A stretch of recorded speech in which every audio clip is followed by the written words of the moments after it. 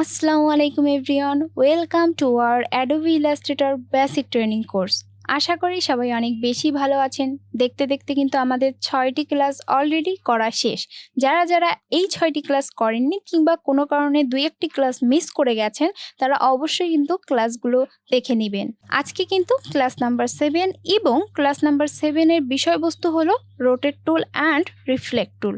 তো এই rotate tool and reflect টুল বোঝার জন্য আমাদেরকে অবশ্যই ইলাস্ট্রেটরে যেতে হবে।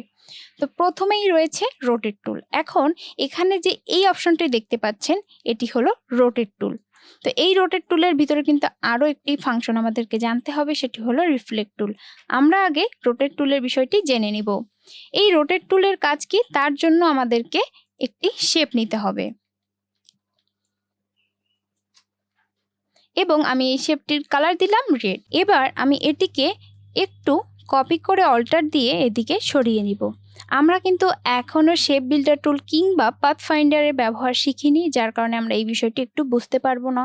চিন্তার কোনো কারণ নেই, নেক্সট ভিডিওগুলোতে কিন্তু অবশ্যই shape builder tool, pathfinder tool, align সব কিছুর ব্যবহার শিখিয়ে দিব।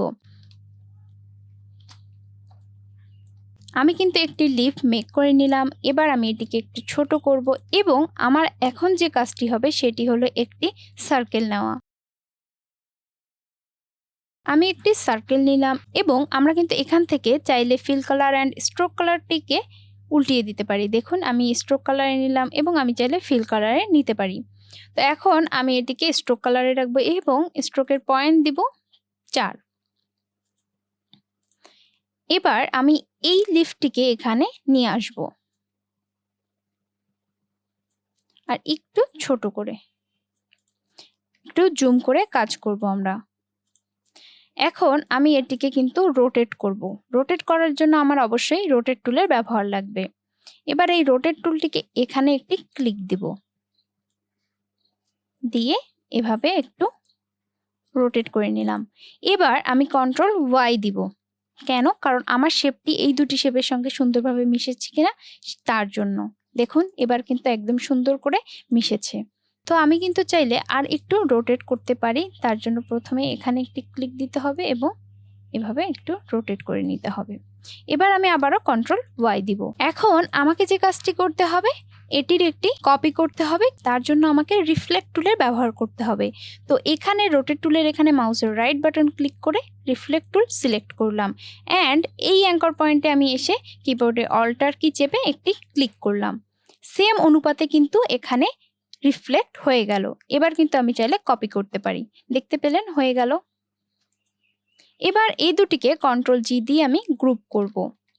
করে এবার যে কাজটি করব সেটি হলো আবারও রোটেট টুল সিলেক্ট করব। এবার আমি এখানে মাঝখানে কিবোর্ডের অল্টার কি প্রেস করলাম। এবার কপি করলাম। কপি করে কন্ট্রোল ডি দিয়ে আমি ডুপ্লিকেট করতে থাকলাম।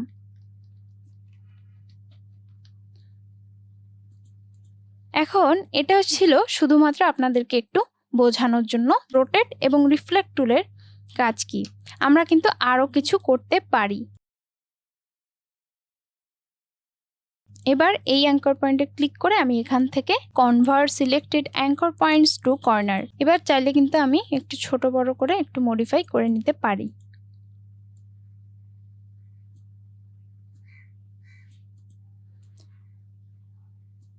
দেখুন, আমি আরও একটি মেক করে দেখাচ্ছি যে ঠিক কিভাবে এটি হবে। এখন আমরা আবারও একটি ইলিপস টুল নিলাম।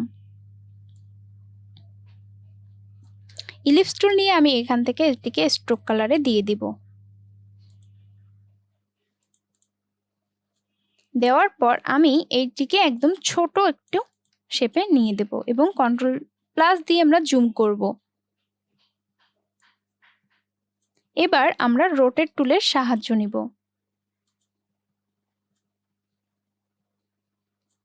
এবং আমাদেরকে কিন্তু অবশ্যই খেয়াল রাখতে হবে যে সার্কেল অনুযায়ী আমরা ডিজাইনটি করব তার মিডিল পয়েন্টে থেকে আমরা প্রথম লিফটি নিব।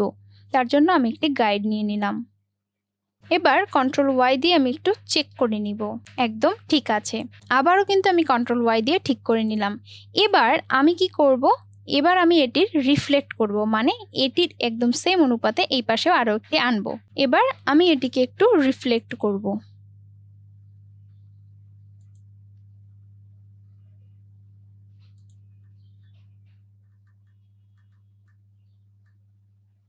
এখন এটিকে আমি কপি দিলাম।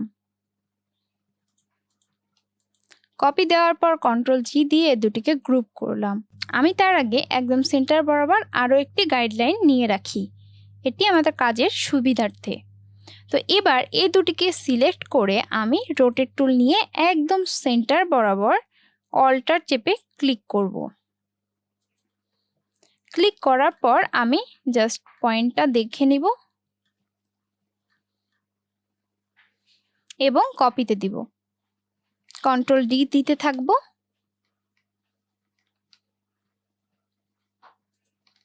এটি কিন্তু মূলত রোটেট টুল অ্যান্ড রিফ্লেক্ট টুলের ব্যবহার। তাছাড়াও রিফ্লেক্ট টুল আরও বিভিন্ন কাজে ব্যবহৃত হয়ে থাকে। একটু আমি এখান থেকে এই অ্যাঙ্কর পয়েন্টটিকে কেটে দিচ্ছি। ধরুন আমার একটি শেপ হাফ আছে। এবার এই হাফ শেপটিকে আমরা কিভাবে রিফ্লেক্ট করতে পারি সেটি আপনাদেরকে দেখাবো। এখান থেকে আমরা রিফ্লেক্ট করলাম।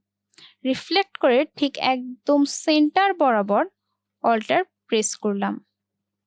প্রেস করে আমি ভার্টিক্যালি দিলাম এবং কপি দিলাম। দেখতে পেলেন একদম কিন্তু ঠিকঠাকভাবে বসে গেছে। এটাকে কিন্তু বোঝাই যাচ্ছে না এখানে দুটি শেপ আছে। দেখুন এখানে কিন্তু দুটি শেপ। এইভাবে কিন্তু আমরা বিভিন্ন জিনিস রিফ্লেক্ট করতে পারি। আমরা বিভিন্ন ডিজাইনের ক্ষেত্রে কিন্তু আমরা রিফ্লেক্ট জিনিসটিকে ব্যবহার করে থাকি। আশা করি ক্লাসগুলো ঠিকভাবে বুঝতে পেরেছেন।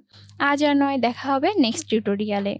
Till then, stay well, stay healthy. Goodbye everyone.